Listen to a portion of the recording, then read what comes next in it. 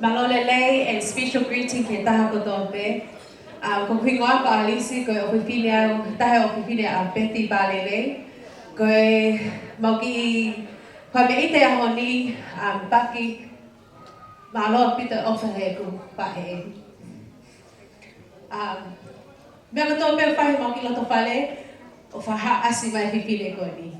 And I'm sure everyone that's here in this room can all agree that this lady over here has a spirit of joy. And that's a spirit that we want her to continue, this lovely spirit. Paki ke ha mea lahi, kuki koini ke, kata o te peho ki fo ilole ke, continue atu pe sweetie holoto. Kuki papa koini paki ke li atu pe ho peito, ke va ingai ho whangamokopuna. Ke ha mea lahi mau paki, ko ke tālunga ni mau e ku whangawhae o whātu.